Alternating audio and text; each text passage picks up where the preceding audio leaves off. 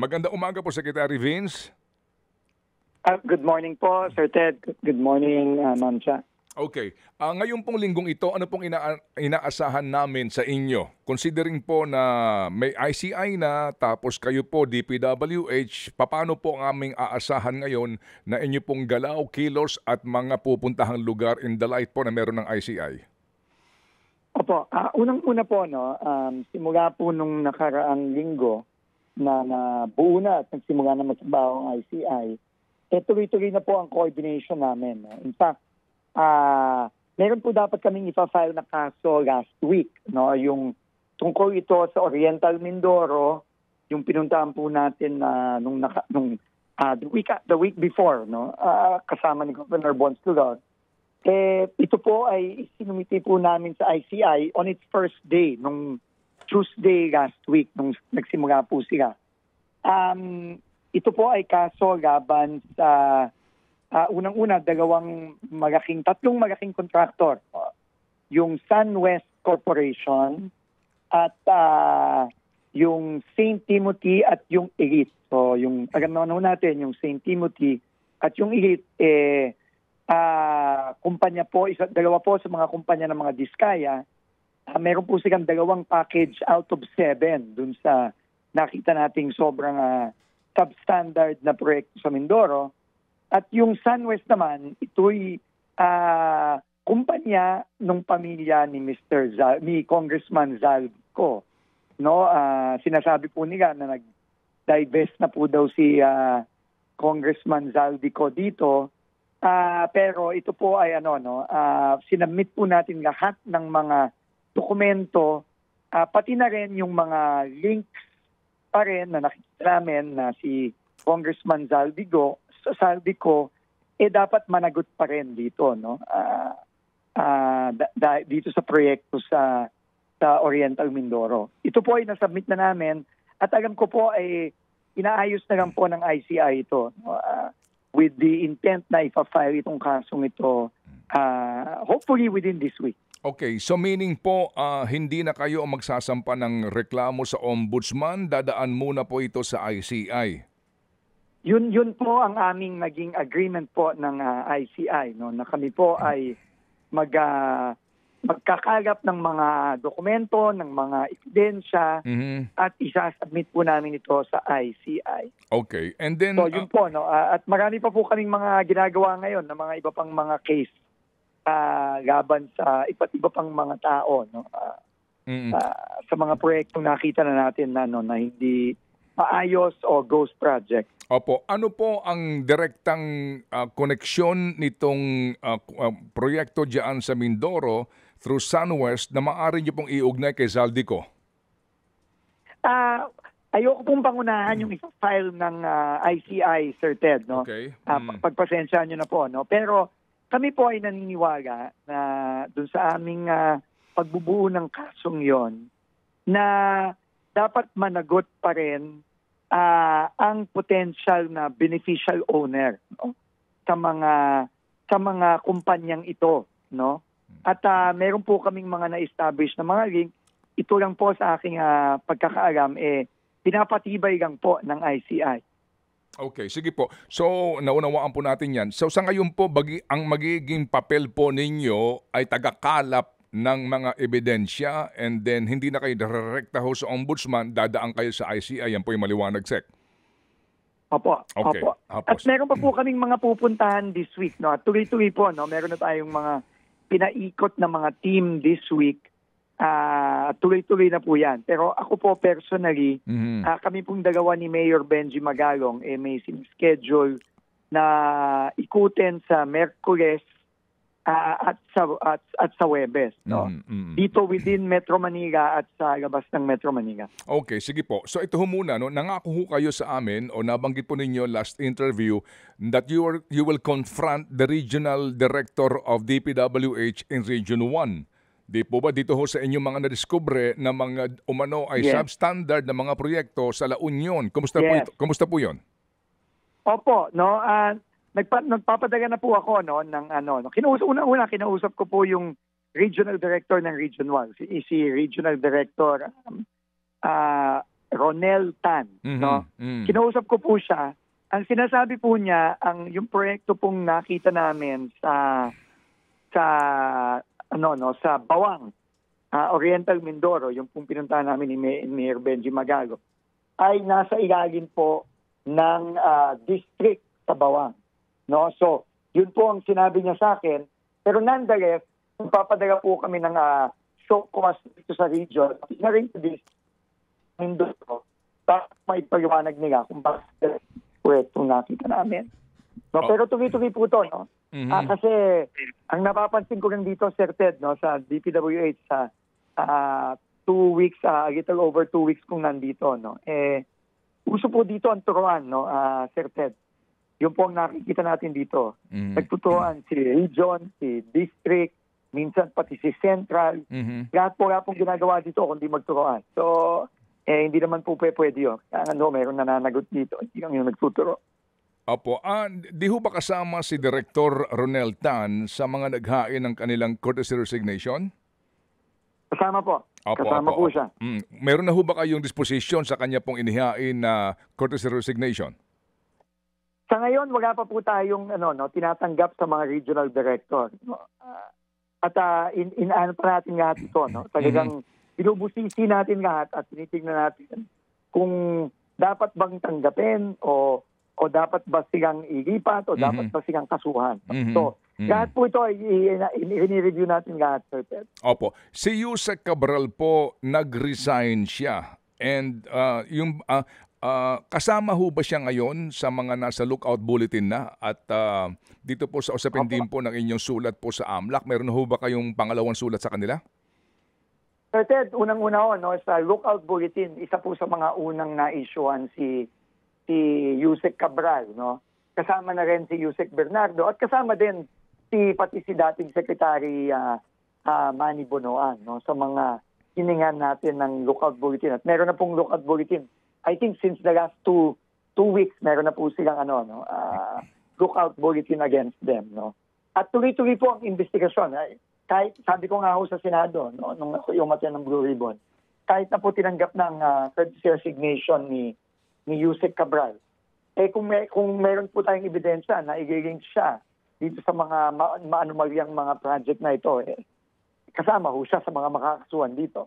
Pero ongoing po ang investigation natin sa lahat po ng opisyal, whether current o former, top to bottom. Opo. Ito pong obligado po naman lahat ng kawani at opisyal po sa gobyerno na maghain ng kanilang SALN, no?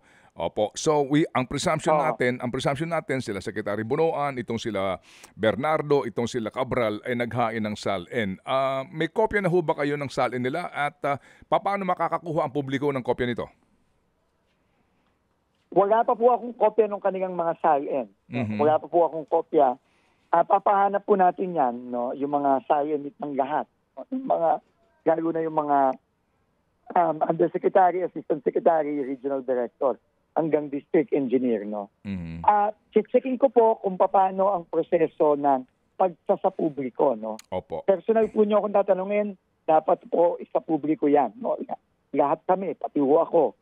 Pero meron po atang existing policies, aalamin ko po. Opo. No, ang existing policies dito. Okay. Ito pong si Undersecretary Roberto R. Bernardo, naghain ng kanyang hindi ito resignation ko hindi retirement, effective daw August 15, naka-address po ang kanyang sulat kay Secretary Manuel Bonoan. Inaksyonan na ba ito ng kagawaran, ang kanyang retirement application? Opo. In fact, nung pagpasok ko lang po, yun ang isa sa mga unang tinanong ko, at ang sinabi po sa akin, ito ay tinanggap ni former Secretary Manny Bonoan. Kaya po officially, retired po si Undersecretary Bernardo. Pero uulitin ko, kahit na retired, kahit na resign, kahit na wala na sa departamento, pag sila po ay nakita na involved in any way dito sa mga proyektong, maanumalyang proyektong ito, sila po ay mananagot. Yung kanyang retirement application, meaning meron pa tong hirit, may hirit pa ito na makakuha ng retirement benefit. Umuusad na ba ho ito Totoo ngayon? po yan. Opo. Ano pong balita po ninyo? Totoo po yan. Baka naman nakubran niya ang kanyang retirement benefit. Alamin ko po, Sir Ted, no? Pero yan po ano naman, no? Pagka may kaso na sila, yan po ay pwedeng bawiin sa kanila. Lalo na kapag sila ay napanagot dito. No? Pero i-check ko po kung nakuha na niya yung kanyang benefit. Opo. Sec, nasaan ngayon itong si Bernardo? Sa aming pagkakaalam po, lahat po ng mga pina-issuean natin ng lookout bulletin ay nandito pa rin sa Pilipinas at hindi pa umaalis. Close coordination po tayo sa sa Bureau of Immigration dito at wala pa tayong nakukuhang report na merong nagtangkang umalis. May report po na nakaalis na po ng bansa itong si Bernardo. Hanggang ngayon po, magmula nang kayo'y mag-lookout bulletin po na sulat sa DOJ, wala pa pong konfirmasyon na ito po'y nakalabas na po ng bansa? Wala pa po. Kasi ang aming pong agreement ng Bureau of Immigration is lahat po ng mga nasa listahan ng ILBO, ng lookout bulletin, pag meron pong nagtangka, immediately po i-inform kami ang DPWH at i-inform ako personally. No, at wala pa po silang na bibigay sa akin kahit anong information. Mayroon nagtangkang umalis dito. Pero Sir Ted, maraming salamat sa infong nakuha mo. Ipapa-double check ko po ito sa Bureau of Immigration. Kung umalis po ito, baka nung bago ako umupo na as DPWH, kasi nga nag-early retire siya August 15. Ako po'y pumasok sa DPWH ng September 2 officially. Opo. So, alamin ko po, Sir Ted. Opo. Salamat sa information. Opo. Sec, kasi di ho ba SONA ng Presidente is July 28, then August 13, nag-launch siya ng isumbong sa Pangulo na website. Tama po. Opo. And then August 15, karaka-raka, nag-letter of retirement itong si Bernardo. So, mukha pong disimulado na alam niya nang puputok ito itong malaking skandalong ito. Opo.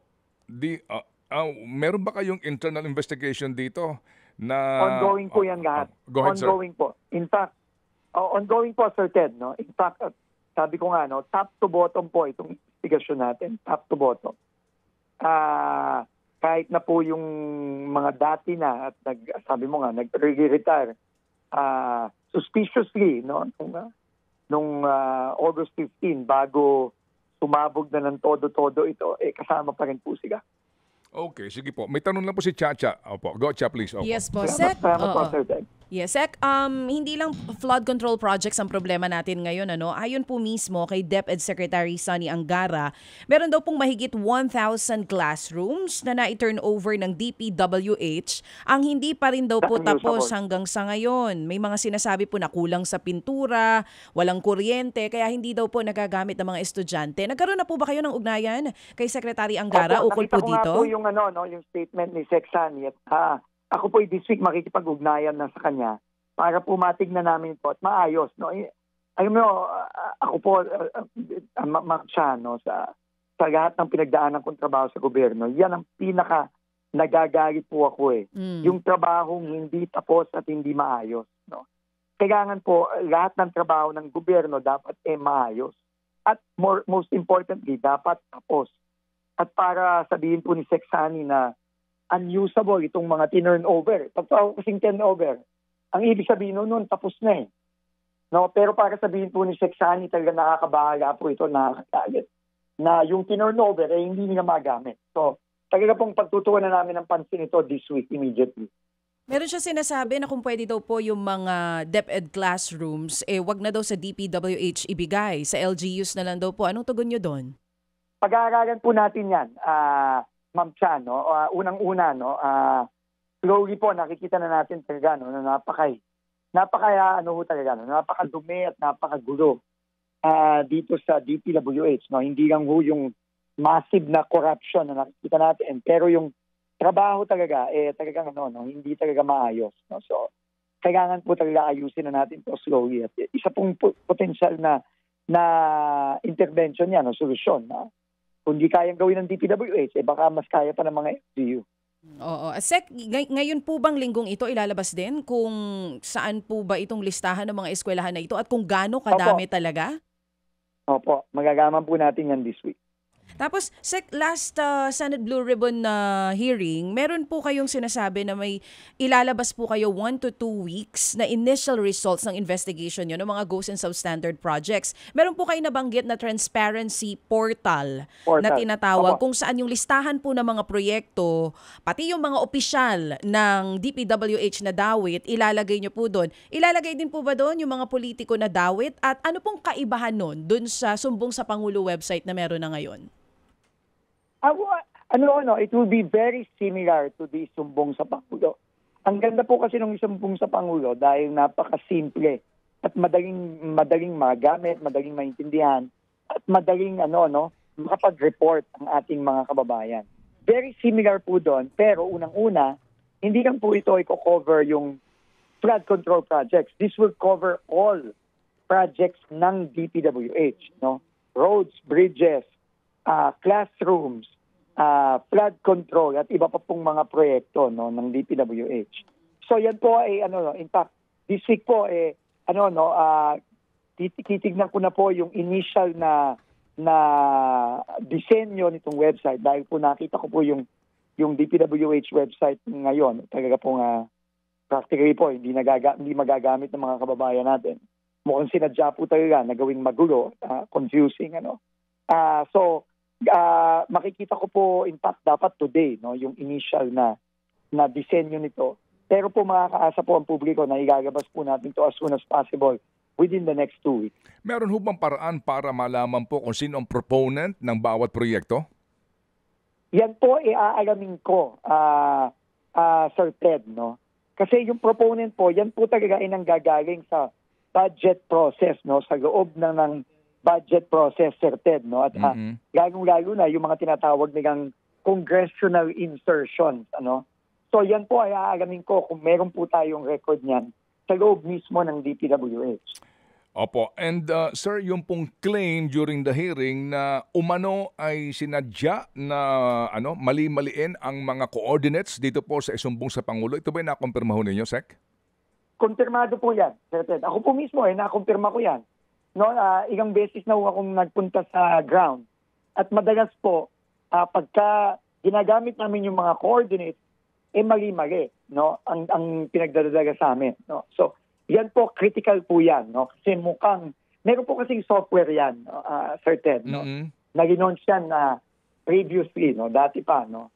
Pero mukhang natuto na yung ibang mga loko-loko dito sa DPWH kung paano dayain at manipulahin.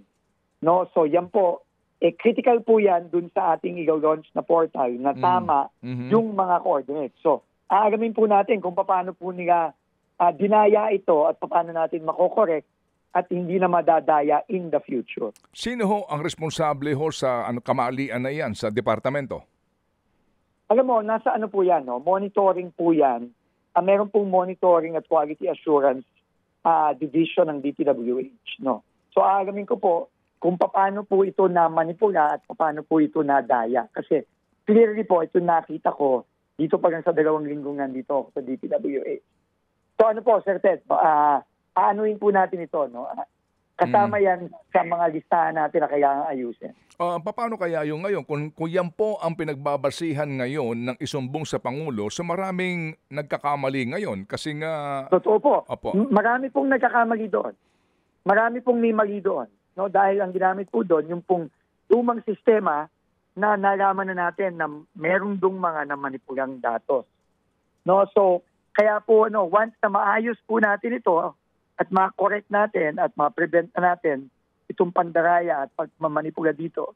Lahat po ng website, starting with isumbong sa Pangulo, pati na rin po yung itatayo naming transparency portal, ilalagay na rin sa ayos yan. Anong sabi dito ng Presidente? Dito po sa mali-maling coordinates sa Siyempre kanya? Po, nagalit. Siyempre po, nagalit. No? Kasi, alam mo naman sa IT, Sir Ted, di ba? Madalas na salita dyan, yung garbage in, garbage out, di ba? So, kapag mali ang datos, bali wala ho yung IT system, no? So, na ano ho talaga ibang klase po talaga yung pinagagawa dito na talagang systemic na pandarambong yung ginawa ho dito from top to bottom. Ganong kalakas ang loob nila Oo. nabigyan ng maling coordinates ang presidente sa kanyang isumbong sa Pangulo? Ganun po kalakas ang loob, Sir Ted. Ganun po kalakas.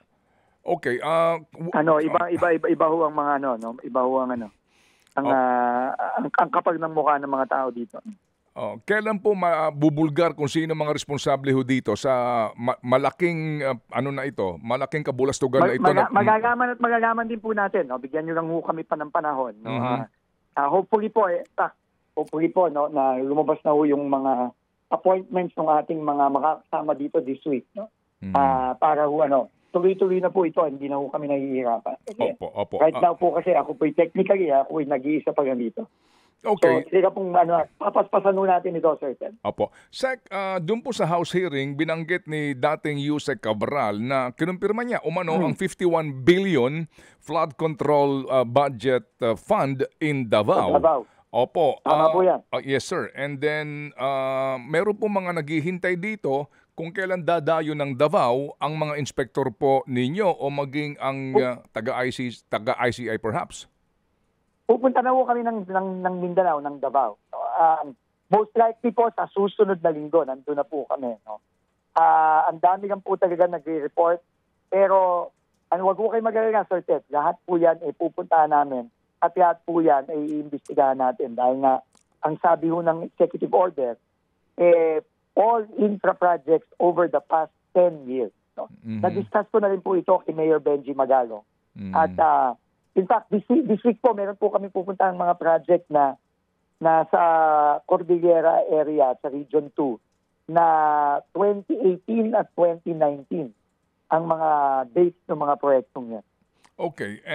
Kasi po ang paano kaya ito? There are more than 300 districts in the entire archipelago.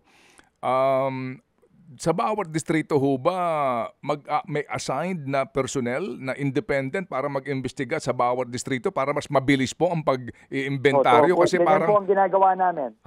Ganyan po ang ginagawa namin, Sir Ted. No?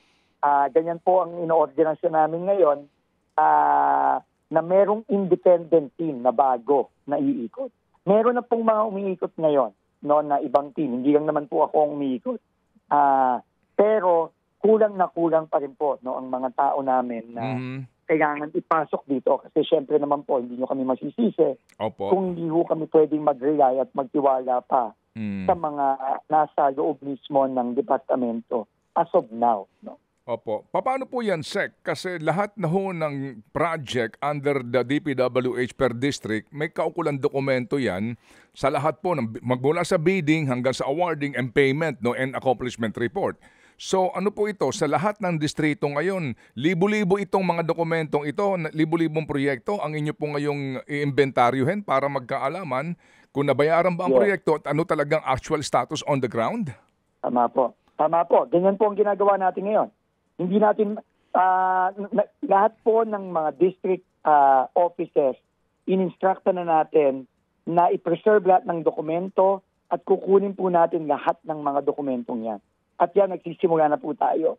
Magagaman ko ang inventaryo natin today. Meron ho akong meeting ng alas 9 sa bagong team natin. At malalaman ko po kung ano na ang inventaryo natin sa ating checklist.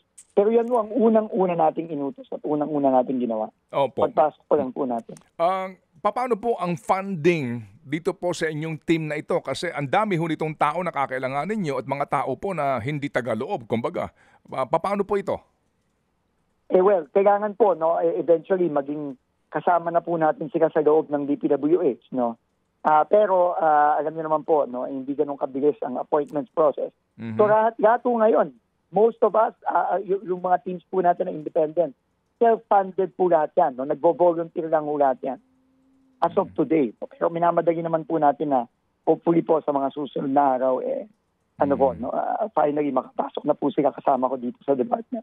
Opo. Sige po. Panghuli lang po, ito ho, patikim lang. Opo. Totoo ba ho na doon sa Benguet, meron na pong usapin sa Cordillera ng mga deklarado 2,000 na mga street lamps pero ang na-deliver lang po 1,000? Mga ganun pong usapin? Nung pong nakaraang linggo, umikot po kami ni Sir Benji, no, ni Mayor Benji Magalong, taga Union. At dumaan po kami sa Rosario, no, paakyat ng Baguio. Doon po napakaraming in-install na solar lamps and yung mga barriers, no, yung mga side barriers sa National Highway. Mhm. At sinabi nga po ni Mayor Benji sa akin, binilang po nila isa-isa. At ang deklarado sa papel, meron pong 2,000, meron pong 3,000. Pero ang mga nabibigang lang po nila, although sabi nila, kailangan i-verify pa rin. Pero as of now, ang mga count nila mga a little over 1,000 lang. So, mahigit kalahati ang kulang ng actual na binilang nila dun sa nakalagay on paper.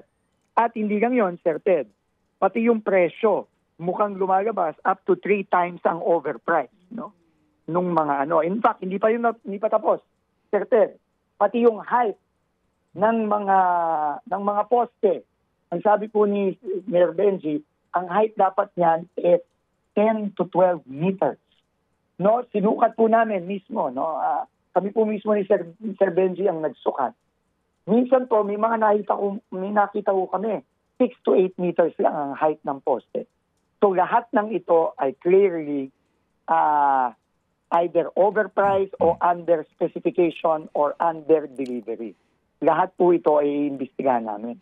At marami po dito, hindi lang ngayong 23, 22, kundi ito ay nagde-date pa mula noong 2018, 2019. Sec, ito po, kasi ngayon, alam niyo yung agam-agam na marami na baka na naman ang maano dito, ang malintikan ay yun lamang pong mga nasa kumbaga mga dilis, no? Paano gaano kahirap ito at paano kaya ang pamamaraan para ma-identify yung proponent nito? At kung sakali man po kasi kung proponent ka lang naman, maaari mo sabihin, wala kami lang ang totoo, kami ang nagpa-allocate ng pondo dyan, pero wala na naman kami kinalaman sa bidding.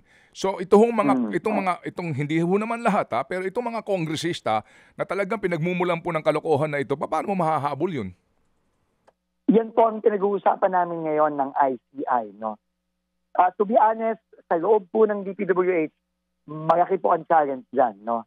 Dahil ang aming mga dokumento at ang aming mga ebidensya, talagang ang mga halimbawa, yung mga pirma na nagbayad, yung mga pirma na nagpabid, yung mga pirma na nagsabi na completed na hindi naman, yung mga pumirma na sinabi, diniliber 2,000 street solar lamp pero 1,000 lang pala. Yan po, nandito sa DPWH yan. Madali po nating ma-pinpoint at makasuhan at mapanagot yung mga tao dyan. Pero pagdating na po dun sa budget process, no, sino ba ang nag-insert, sino ba ang nag-propose, yan po medyo hirap po ang DPWH dyan. No? Pero tingin ko po dahil nandyan na ang ICI, at ang ICI hindi lang po DPWH ang kanyang saklaw. No? Ang saklaw niya malawakan. No? Buong gobyerno yan. Pwede niyang tignan at kilatisin. Tingin ko po dito po natin magagaman yung mga sagot sa mga katanungan mo. Na katanungan din po ng lahat ng mga kababayan natin. No? So, very close po ang aming coordination at pagtatrabaho with ICI at makakaasa po kayo, Sir Ted, na lahat po yan ay titignan natin. No? At hahanapin natin kasama ang ICI.